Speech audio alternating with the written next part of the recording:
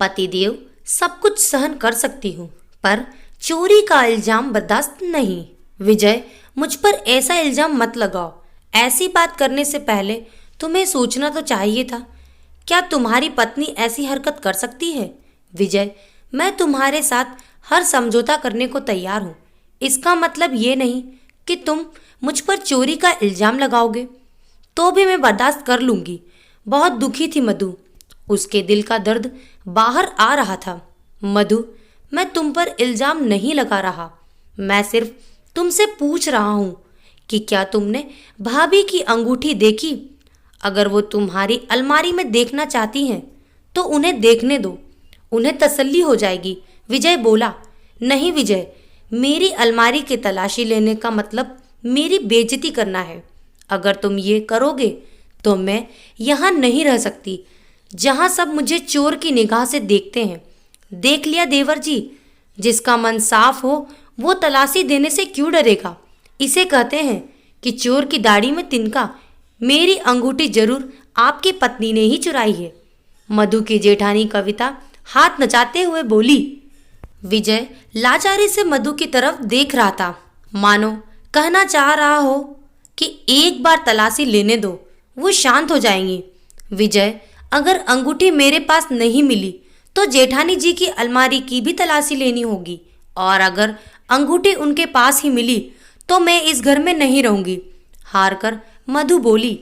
कविता एकदम बोली, हाँ हाँ ठीक है। और कविता एकदम से रचना की अलमारी खोलकर उसकी तलाशी लेने लगी। मधु की आंखों में आंसू थे। उसे ये बेइज्जती बर्दाश्त नहीं हो रही थी। कविता उसके कपड़े निकाल निकाल कर बाहर फेंक रही थी। बुरा तो विजय को भी लग रहा था, लेकिन वो अपनी पत्नी पर लगे इल्जाम को बर्दाश्त नहीं कर पा रहा था। इसीलिए वो अपनी भाभी के मन को तसल्ली देना चाह रहा था। थोड़ी देर बाद जब कविता थक गई तो वो मुंह लटका कर बैठ गई। अब कविता की अलमारी की तलाशी की बारी थी। कविता चाहती तो नहीं थी, लेकिन अब वो अपनी बात में फंस चुकी थी। तब तक कविता का पति मनोज भी घर आ गया था। जब उसे सारी बात पता लगी तो उसने कविता को खा जाने वाली नजरों से देखा और बोला, कविता की अलमारी की तलाशी मैं खुद करूंगा, लेकिन उसकी नौबत नहीं आएगी, क्योंकि कविता की अंगूठी मेरी कोट की जेब में है।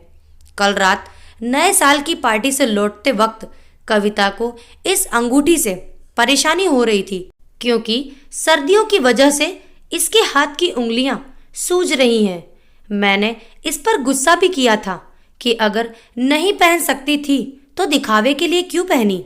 घर आकर मैं भी अंगूठी के बारे में भूल गया, और शायद कविता भी। ऑफिस जाकर जब मैंने कोट की जेब में हाथ डाला तो मेरे हाथ में अंगूठी आ गई। मैं फ़ोन करना चाह रहा था, तभी मेरी एक मीटिंग आ गई। मैंने भी सोचा कोई बात नहीं, अंगूठी मेरे पास सुरक्षित ही है। मुझे क्या पता था कि घर पर इतना ड्रामा हो जाएगा, वरना मैं तो फ़ोन कर ही देता। और कविता, पहले तो तुम अपनी लापरवाही में अपनी अंगूठी भूल गई, और उस पर तुमने अपनी देवरानी पर ही इल्ज़ाम लगा दिया। तुमने ये भी नहीं सोचा कि हमारा अपने ऐसा काम नहीं करते। अब विजय और मधु नहीं, हम इस घर से जाएंगे। कल ही मैं किराए पर मकान देख लूंगा, फिर तुम रहना अकेले, क्योंकि तुम संयुक्त परिवार में रहने लायक नहीं हो। मनोज चीखते हुए बोला। नहीं भैया, लोग क्या कहेंगे कि छोटे भाई ने बड़े भाई को घर से निकाल दिया। मैं रचना को लेकर यहाँ से चला जाऊंगा। कोई कहीं नहीं जाएगा। मैं लोगों को अपने घर के बारे में बातें बनाने का मौका नहीं दे सकती। सब यहीं रहेंगे, इसी घर में। अब तक चुप बैठी उनकी माँ सरोज जी बोली। नहीं माँ, जब मधु पर इल्जाम लगा तब तो आप चुप बैठी थी। मैं कविता के साथ हर तरह का समझौता कर सकता हूँ, लेकिन ये बर्दाश्त नहीं कर सकता कि वो मेरे ही परिवार के लोगों पर उंगली उठाए।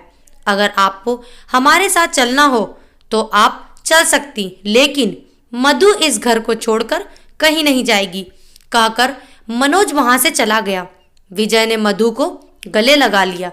मुझे माफ करना मधु, लेकिन मैं मजबूर था। मैं किसी को तुम्हारे ऊपर उंगली उठाने का मौका नहीं देना चाहता था। मधु ने विजय को माफ कर दिया। उसे आशा थी कि एक दिन उसकी जेठानी को उसकी वैल्यू समझ आ जाएगी और वो उसके साथ प्यार से रहेगी। क्या मधु का ये सपना पूरा होगा? क्या कविता उसके साथ प्यार से रह सकेगी? क्या देवरानी जेठानी में बहनों का प्यार हो सकेगा? इसी आशा में मधु अपनी अलमारी ठीक करने चल दी। दोस्तों, ये कहानी आपको कैसी लगी कमेंट करके जरूर बताएं और वीडियो को लाइक करें और बाला हिंदी कहानियां चैनल को सब्सक्राइब करना ना भूलें। Thank you.